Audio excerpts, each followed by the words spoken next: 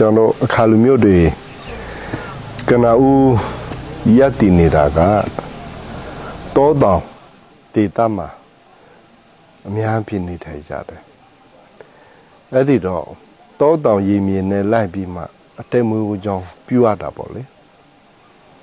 လိုက်တော့တပိုင်းတနိုင်ဆက်ပြုမွေးမြူရေးအဲ့ဒါနဲ့ပဲအတိတ်မွေးကိုကြောင်းမယ်အထူးတပိဆန်စပါးပေါ့ကွယ်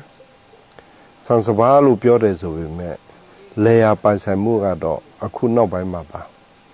အရင်တော့ကတော့ရွှေပြောင်းတောင်ယာဆက်ပြူရေးကနေပဲကျွန်တော်တို့အတက်မွေးကိုကြောင်းခဲ့တယ်အဲ့တော့ဆက်ပြူရေးဆိုတဲ့ဟာနဲ့ကျွန်တော်တို့စီးပွားရေးအဖြစ်ဆက်ပြူချင်းဆိုတဲ့ဟာမရှိခဲ့ဘူးမွေးမြူရေးမှာလည်းပဲကိုယ့်ရဲ့မိသားစုကိုယ့်ရဲ့ရရွာအတိုင်းတာအထိဟာလားစားဖို့တောက်ဖို့အထိပဲဒါရည်ရွယ်ခဲ့တာစီးပွားရေးအမြင်မရှိခဲ့ဘူးပေါ့လေပြားအောင်ပေါ့လေပြားအောင်ကိုကျွန်တော်တို့ကဒါတောထက်ကဒီတိခေါင်းလေးတွေပြားအောင်လေးတွေဒီဝင်လောက်တဲ့တိခေါင်းလေးတွေတွေ့လို့ရှိရင်ကျွန်တော်တို့ကဒါသူ့အတိုင်းတာနဲ့ဖြတ်ပြီးမှအင်းရဲ့ဒီဒီဇိုင်းမေးပါမှာထားပါတယ်အဲ့တော့ဒီပြားတွေကအဲ့ဒီထဲကိုကျွန်တော်တို့ကလာပြီးမှအတိုက်လေးတွေစောင်းပြီးမှနေကြတာပေါ့လေအဲ့တော့ကျွန်တော်တို့ဒီရခါရွာမှာဆိုရင်ခုနပြောသလိုဒီဆက်ပြီးရေးကချိန်ခါနာဖြစ်တဲ့အတွက်ရာဒီတိုင်းမှာသူ့ရဲ့အဖိုးအပွင့်လေးတွေကအများအားရှိနေတဲ့အချိန်မှာကြတော့ဆက်နေရဒီလုံးကျွန်တော်တို့ကအပွင့်ခါတင်တိုင်းဒီပြားတွေကကြီးလက်တွေအတွက်စားဖို့တောက်ဖို့လို့အဆင်ပြေတယ်အဲ့တပေါင်းကိုပေါ့နော်တပေါင်းကိုပြည့်ရီကောင်းရီတပေါင်းကိုနပိတာသုံးပိတာလောက်ရှိနေတယ်အခုနောက်ပိုင်းမှာကြတော့ဒါမြို့ပြစီးပွားရေးစနစ်ထဲမှာခါလူမျိုးတွေလည်းပဲစိတ်ဝင်ပြီးမှတခြားတော့တိုင်းရင်သားကဲ့သို့အားလုံးတန်းလို့ရည်တူဟုတ်လားစီးပွားရေးလုပ်ငန်းကိုလည်းပဲတန်းလို့ရည်တူပညာရေးဟုတ်လားလူမှုရေးအားလုံးပေါ့လေဒါတန်းလို့ရည်တူဖြစ်လာကြတယ်ဒီဘုရားကျတော့ကျွန်တော်အချင်းတည်ထားတာပေါ့မုံကြီးပေါ့မုံကြီးချင်းလေးပေါ့နောက်အစဉ်ပြေသူတို့စားလို့ရအောင်တည်ထားတဲ့ဟာလေးပေါ့ဒီချမ်းကျတော့တပိုင်တနိုင်လှုပ်ထားတဲ့ခြံလေးပေါ့နော်အစဉ်ပြေသူတို့စိုက်ထားတဲ့ဟာလေးပေါ့ဒီဟာကျတော့ကျွန်တော်လက်ဖက်နောက်မိုးရဒီကြလို့ရှိရင်လက်ဖက်ပင်ရှင်းထားတဲ့ဟာကိုလက်ဖက်ပင်ထည့်လို့ရအောင်ဆိုမှအစစ်တွေဖြိုးထားတဲ့ဟာကိုအခုတော့အတင်ပေါက်နေပါပြီပြီးတော့ရေကြတော့ကျွန်တော်ကြောပေါ့နော်ရေကြောပေါ့ချောင်းသားနေပိုက်နဲ့တွေ့ယူရတယ်ပေါ့နော်ဒီကောင်ပိုက်အလုံး900ကျော်ကုန်သွားတယ်ပေါ့နော်အိမ်တိုင်းမှာတော့ရေကတော့အိမ်တိုင်းလိုရတယ်ပေါ့နော်ဒါပေမဲ့နေရာဒီကြရင်တော့အဆင်မပြေတော့သူကခန်းတဲ့အတွက်အများဖြစ်တော့ခန်းတဲ့ချိန်က4လပိုင်းနဲ့ဒီ5လပိုင်းဆက်လေးမှာပေါ့ဒီ2လ3လပြောရမယ်ဆို3လပေါ့3လလောက်ကတော့ဒီပိုက်ကိုအားကိုးလို့မရဘူးပေါ့နော်ဒီပင်တွေကတော့ဒေတာကနရှိုးလို့ခေါ်တာပေါ့နော်ဒေတာဒီပင်စိုက်ခြင်းရဲ့သဘောကကျွန်တော်ဒီခြံလောက်တော့မယ်ဆိုရင်ခြံစည်းကိုအနေနဲ့စိုက်တာပေါ့နောက်တဖြည်းဖြည်းကိုအဆင်ပြေလို့ရှိရင်ဒီကနေတန်ဆူးတိုးဖြည်းဖြည်းဆွဲမှာပေါ့အဲကြောင့်ကျွန်တော်တန်းအောင်စိုက်ထားတာပေါ့ဒီအတီးကျတော့ချင်းတယ်ပေါ့ကနရှိုးတီးလို့ခေါ်တယ်အပင်ကလည်းကနရှိုးပြီပေါ့ဒီအစီပြိုးကြီးစိုက်ရတဲ့ဟာလေးပေါ့နော်ဒါပေမဲ့လူစားတော့နဲတယ်ဒါပေမဲ့ကျွန်တော်အများကြီးထွက်လို့ရှိရင်ပိုရှန်တဲ့ဟာလေးကျတော့ကျွန်တော်ရောင်းပြီးမှဝင်လည်းနည်းနည်းပြန်ရတာပေါ့နော်အဲစိုက်ခါနေတကယ်လို့မိုးရဒီမှာကိုစိုက်မဲ့ဟာကိုဒီຫນွေပိုင်းကလေးကပြင်ဆင်ထားတဲ့ဟာလေးပေါ့ဒါကျတော့ကျွန်တော်တပိုင်တနိုင်လောက်ထားတဲ့ခြံလေးပေါ့အတီးမျိုးစုံစိုက်ထားပေါ့ဒီဟာကျတော့ချောကလက်ပေါ့ဒါကျတော့လီမော်ပင်ပေါ့ဒါကျတော့ထောပတ်ပေါ့ပြီးတော့ဒါတွေကကျတော့မက်မန်းနေပေါ့အိမ်တိုင်းတော့ခြံလေးတော့ရှိတယ်ပေါ့နော်ဧကကြီးတာနဲ့ဧကငယ်လာပဲရှိတာပေါ့နော်အတိကစိုက်ပျိုးတီးနှံအနေနဲ့ကျတော့ကျွန်တော်စပါးနဲ့ပြောင်းပဲအများဆုံးစိုက်တာပေါ့ပြီးတော့အတီးဆိုရင်တော့ဒီမက်မန်းပေါ့အများပြင်စိုက်တာမက်မန်းနဲ့လီမော်ပြီးကော်ဖီနဲ့လက်ဖက်နဲ့တွဲပြီးစိုက်တာပေါ့အမျိုးနောက်ဒုတိယထူးခြားချက်တစ်ခုကကော်ဖီပေါ့နော်ကော်ဖီကျွန်တော်ကော်ဖီလည်းပဲအခါလူမျိုးတွေနဲ့တော်တော်လေးတင့်တော်တဲ့ထုတ်ကုန်တစ်ခုဖြစ်တာခါလူမျိုးအခုကျန်းတို့တဝဲမှာလည်းပဲအခါတိုင်းသားတွေဟိုချင်းဒေတာမှာတော့ကောင်လောမွေမှာတော့ကောင်ကော်ဖီကိုလည်းတတ်နိုင်တယ်လို့ဒါစိုက်ကြတယ်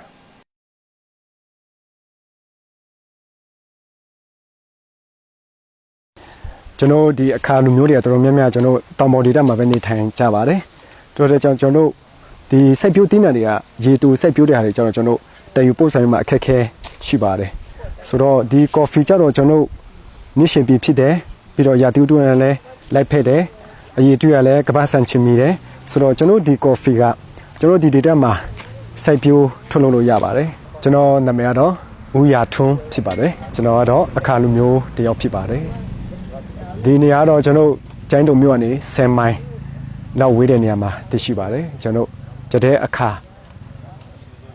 နေ့ရှိပြီးစိုက်ပျိုးချန်ဆုံးမှဒီနေရာကိုကျွန်တော်အမည်ပေးထားပါတယ်ကျွန်တော်ဒီ coffee ကိုတော့ဧကရာချီကျွန်တော်စိုက်ပျိုးထားပေမဲ့လောလောဆယ်တော့ကျွန်တော်ဧက90ဝန်းကျင်လောက်ပဲကျွန်တော်ခုစုနေပါတယ်ကြတဲ့အခါနေ့ရှိပြီးစိုက်ပျိုးချန်နေကျွန်တော်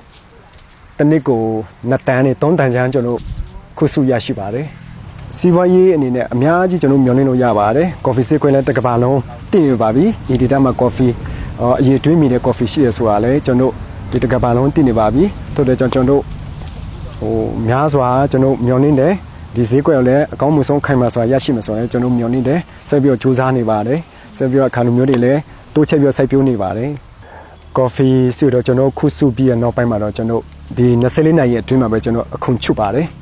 အခုချုပ်ပြီးတော့ကျွန်တော်ဒီအချွဲကိုလည်းကျွန်တော်ပြန်ချုပ်ဖို့အတွက်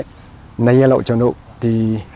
အချွဲတန့်စင်တဲ့လုပ်ငန်းကိုကျွန်တော်လုပ်ပါတယ်ရေးစင်ပါတယ်အဲအချွဲရဲ့ဒီတန့်စင်မှုပုံမှာမူတည်မှာပဲကျွန်တော်ကထုတ်လန်းခြင်းဖြစ်ပါတယ်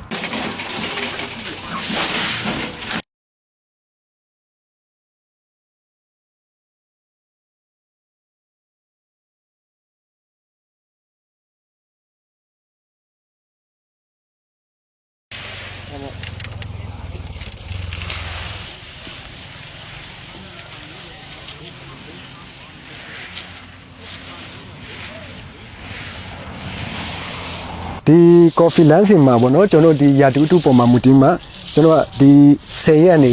14ရက်ကြားကျွန်တော်လမ်းရပါတယ်ဒါတွေကတော့ကျွန်တော်ဒီကြတဲ့အခါ coffee ကနေ coffee အချောက်လမ်းထားတဲ့ဒီလမ်းစဉ်ဖြစ်ပါတယ်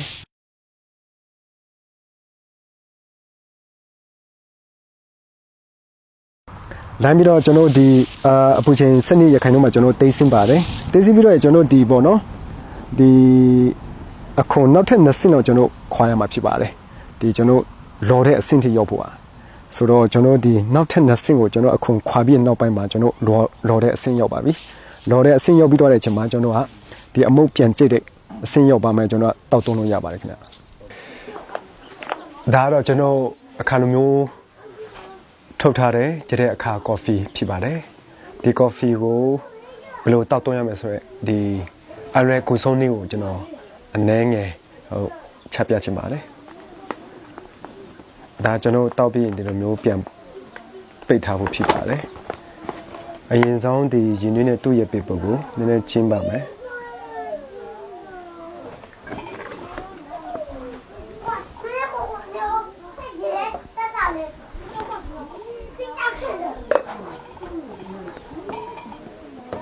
ပြီးတာနဲ့ကျွန်တော်ကကိုတောက်နိုင်တဲ့ကိုအနေထားပုံမှာမူတည်မှာ coffee ကိုကျွန်တော် coffee မို့ကျွန်တော်ထည့်ပါမယ်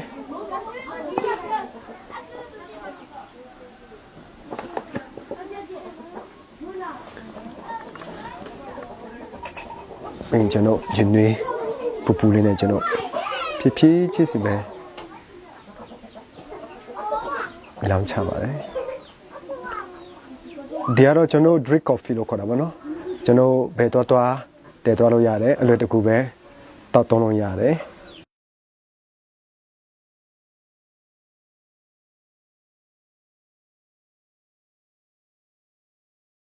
ဒီကတော့ကျွန်တော် coffee အတွက်တိတက်ဟိုပါပေါ့နော် coffee paper ဆိုမှခေါ်ပါတယ်ဒီ coffee အတွက်တိတက်ထုတ်ထားတဲ့စက်ကူဖြစ်ပါတယ်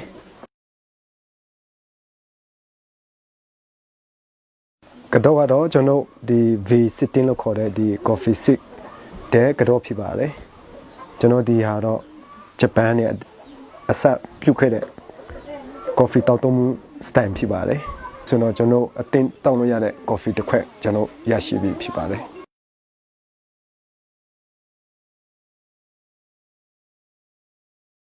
အခါတွေကတော့ ဟိုဂုံယူလောက်အောင်ပေါ့လေဒါဒီခေတ်မှာတော့အောင်းလာစွာနဲ့ဒီလက်ဖက်ဆိုတဲ့အရာကိုအခါလူမျိုးတွေကဟိုစပြီးမှတွေ့ရှိခဲ့တယ်လို့ကျွန်တော်တို့တမိုင်းမှာရှိတယ်။ည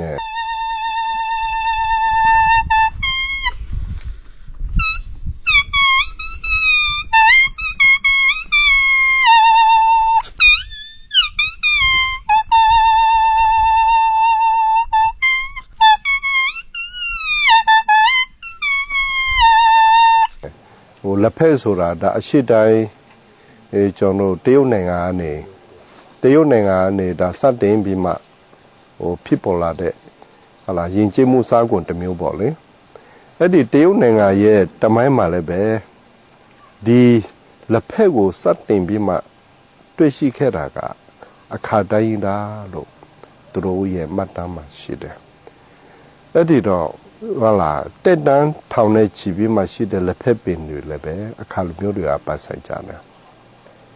ထိုနည်းတူစွာအော်လာစွာနဲ့ကျွန်တော်ရှမ်းရှိမှလည်းပဲအခါတိုင်းရင်းသားတွေလာဟုတိုင်းရင်းသားတွေကဒီလက်ဖက်နဲ့ပတ်သက်တဲ့ဒီရောင်းတန်းဝင်တဲ့လက်ဖက်ကိုပတ်ဆိုင်ကြတယ်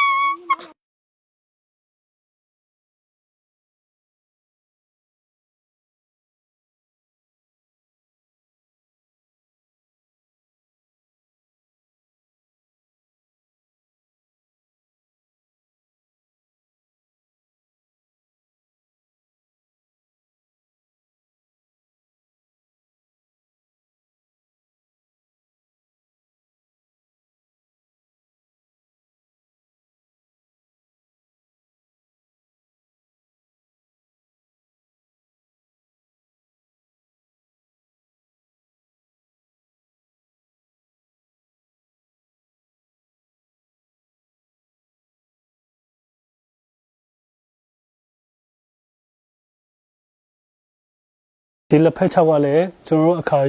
လူမျိုးရဲ့ထုတ်ကုန်တစ်ခုဖြစ်ပါတယ်ကျွန်တော်လက်ဖက်ခုမဲ့ဆိုရင်၃ပိုင်းခွဲခြားတာပါနော်နွေရာသီရယ်မိုးရာသီဆောင်းလက်ဖက်ဆိုမှလက်ဖက်ကို၃မျိုးခွဲမှကူပါတယ်နွေလက်ဖက်ကိုတော့ကျွန်တော်တို့၃လပိုင်းနေ၄လပိုင်းကုန်ထိကိုတက်မဲ့တယ်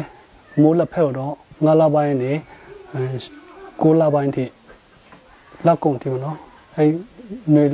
ဆောင်းလက်ဖက်ကြတော့10လပိုင်းနေ7တိထိဒီ၃မျိုးခွဲခြားတာပေါ့နော်ဒါကကျတော့ကျွန်တော်လက်ဖက်လမ်းဖို့ပေါ့နော်မြေရာတီဆိုရင်ကျွန်တော်ဒီမှာအသုံးပြုပြီးလမ်းတယ်ပေါ့ပြီးရင်မိုးရာတီမှာကျတော့ကျွန်တော်ပြန်ရုပ်ရတာအဆင်မပြေတဲ့အတွက်ဒီနားလေးပေါ့နေရာလောက်ထားပေါ့မိုးနဲ့နှွေပိုင်းကျတော့ဒီမှာလမ်းမိုးတွေးကျတော့ဟိုမှာလမ်းပေါ့နော်ဒီလက်ဖက်ချက်ကိုအသုံးပြုပြီးတော့ရင်းနှီးချမ်းဘယ်လိုတောက်တယ်ဆိုတာကိုကျွန်တော်လက်တွေ့ပြပါမယ်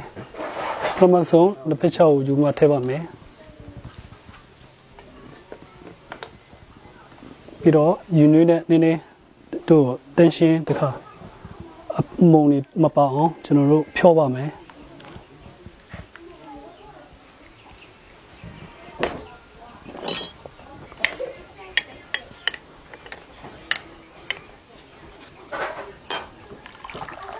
ပြီးဒီခွဲတွေကိုလည်းတခြားဆေးပါမယ်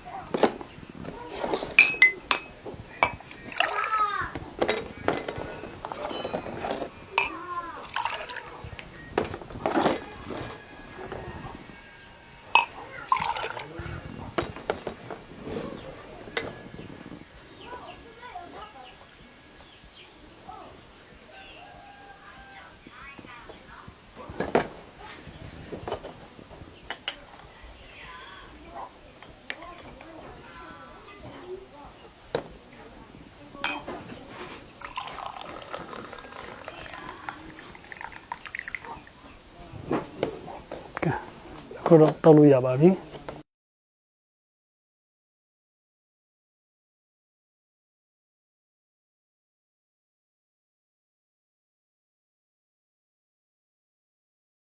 လက်ဖက်ခုတဲ့အချိန်မှာအခါမျိုးသမီးတွေခွတ်ဆုပါတယ်အဲဒါကြောင့်မလို့အခါမျိုးသမီးတွေအလောက်ကန်ခွင့်လန်းတွေအများကြီးရရှိပါတယ်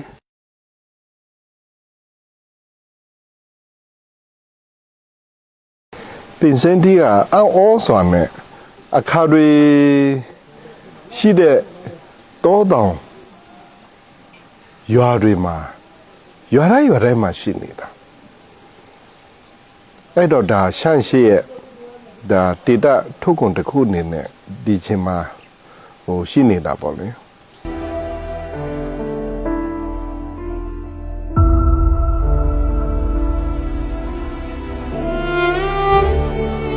ဒါတော့ကျွန်တော်ကျိုင်းတို့တိတ်တက်မှာနာမည်ထွက်နေတဲ့ဟူချင်းပင်စင်းပင်ပေါ့ဟူချင်းပင်စင်းပင်ဖြစ်ပါတယ်ဟူချင်းမှာထွက်တဲ့ပင်စင်းကကျတော့နာမည်ကြီးရယ်ပေါ့နော်နာမည်ကြီးတဲ့အကြောင်းရင်းကနံပါတ်1တစ်ချက်ကအလုံးတော်တော်လှတယ်ပေါ့နော်ဝါထိန်နေတယ်ပြီးတော့အလုံးကြီးတယ်ပြီးရင်အလုံးအရင်ရွှဲတယ်ပြီးရင်မမဘူးအခွန်လည်းမမဘူးပြီးရင်စားရည်စင်လို့ရှိရင်နေရာတကာမှာပို့ရင်လည်းအဆင်ပြေတယ်ပဲနိုင်ငံမှာဘယ်နေရာမှာလိုက်မမီတဲ့ဟာမျိုးပေါ့ဒီဟိုချင်းရွာမှာရှိတဲ့ပင်စိမ်းတီးအပင်တွေခါကြတော့10နှစ်အထက်ရှိတဲ့အပင်တွေပဲဖြစ်ပါတယ်ရှင်။ကျမတို့အခါလူမျိုးတွေရဲ့စိုက်ပျိုးရေးထွက်ကုန်တစ်မျိုးကတော့ပစိမ်းတီးပဲဖြစ်ပါတယ်ရှင်။ပစိမ်းတီးကိုအခါလူမျိုးခါကြတော့အခါစီဖွေလို့ခေါ်ပါတယ်ရှင်။ဒီပစိမ်းတီးကိုအတီးလိုင်းငယ်ဒီနဲ့တို့စားရလဲရှိရဲဝိုင်ထုတ်တယ်၊ယိုထုတ်တယ်ပြီးရင်စားရည်စိမ်ပြီးတော့လဲတိုးလောင်ပြီးတော့စားတောက်လေးရှိပါတယ်ရှင်။ပစိမ်းတီးကိုဟင်းတစ်ခွက်အနေနဲ့ထောင်းစားရလဲရှိမယ်။ပစိမ်းတီးငပိချက်အနေနဲ့လဲပြုလုပ်ပြီးတော့စားရလဲရှိရဲရှင်။တချို့မေးကြည့်တာတော့ပို့ပြီးမှကောင်းတယ်လို့ကြားရတယ်ဒီတခြားနေရာမှာလည်းပင်စင်တီတော့ရှိတယ်တို့တော့ရှမ်းရှိရဲ့ပင်စင်တီကတော့ပို့ပြီးမှစားကောင်းတယ်ဒီပစိမ်းတီးကဟိုချင်းရွာကထွက်တဲ့ပစိမ်းတီးပဲဖြစ်ပါတယ်ဒီပစိမ်းတီးကသူဟာကြောင့်ပွပွလေးနဲ့အတီးကပွပွလေးနဲ့စားလို့လည်းရန်ကောင်းပါတယ်ရှင်ပို့ပြီးမှအရတာရှိတယ်ဆိုတဲ့ဟာလေးတို့တော့ကြားရတယ်ရှမ်းအရှိကိုလာလေတဲ့သူတိုင်းမဖြစ်မနေဒီပစိမ်းတီးကိုဝယ်ရကြပါတယ်ရှင်ဒီပစိမ်းတီးကိုမျိုးစုံပေါ့လေအထူးသဖြင့်ခီးသွားဧည့်သည်တွေကိုလာဒါခီးသွားရင်းနဲ့စားကြတယ်တောင်းကြတယ်ပြင်မျိုးသမီးအမျိုးသမီးတွေကပို့ပြီးမှကြိုက်ကြတယ်ဒါကပစိမ်းတီးစားရည်စိမ်ဖြစ်ပါတယ်ရှင်နောက်ပိုင်းမှာကျတော့လော်မွေတေတာမှာတေတာရဲ့ထုတ်ကုန်ဝိုင်းအနေနဲ့လဲဒါ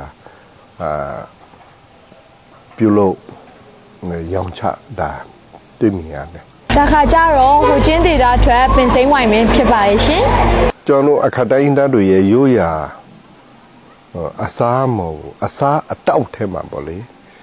ဒီစပါးအရက်လဲပါပါတယ်